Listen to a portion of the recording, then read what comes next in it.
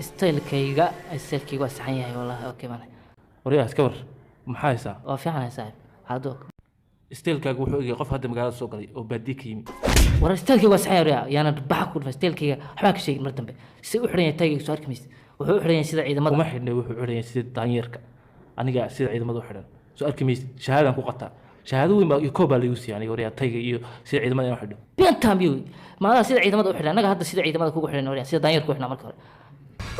taygaagu aniga bedelay si sixiraan u bedelay ma adaa si sixir u bedeli kara wala si sixiraan u bedelay waa inaan ku dilaa marka gebigaaga dhanba waa soo afjara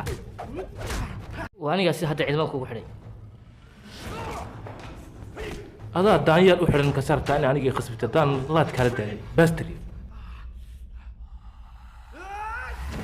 oo suuliga lagu soo furay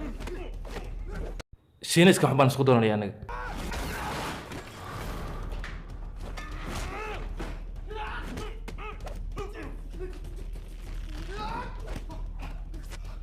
taygaaga isteelkaaga aniga hadda bedelay maxaa ka qaadi kartaa waxaan ka qaadi karo hadda aan ku bedelaya markaan kaaga dhigaya nooc kaleeto wax ka bedelo taasi naga fuqshiinaysiyo aniga dhulka ku dhuftay sawirkan muxuu ahaa meesha yaalla aawo qofkii kale waa aniga gadaashaada taagan bal kaalay wax iga qaad waxaan soo gashaday ishii sixirka ee tayga lagu hagaajin jiray ishani waa il caadi maaha ha ka nixin ay ishan noocani maxay tahay bal ifaansi ishan waa ishii sixirka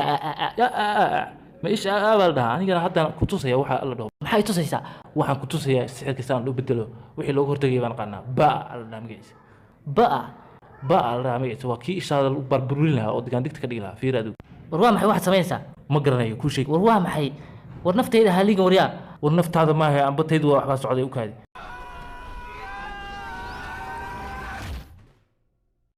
maanta waxaa maxkamadda tayaasha la soo saarayaa laba nin oo iska soo doonayaal nimo waaweyn ah kuwaas soo galay dambiye ay ka mid yihiin inay tayga isku dagaaleen baarlamaanka sharaftaana wuxuu codeeyay in nimankaas la soo afjaray iyagoo dhanba lagu xukumay dil toogasho ama xabsi daayin war meeshan maxay tahay annagu isdifaaci kari mayno isdifaaci kari maysa maxay kashiinayso maxay ugu watay dagaalkii foodan meesha maan nimay meel kaga dhacdeen sharafta iyo karaamada uu leeyahay taygu ama sheekaysta ama sheekaysan idinka idintaada labadiinaba waa la idin xidhaya idinka adduunyo kaloo tay ka taliyo iska soo galay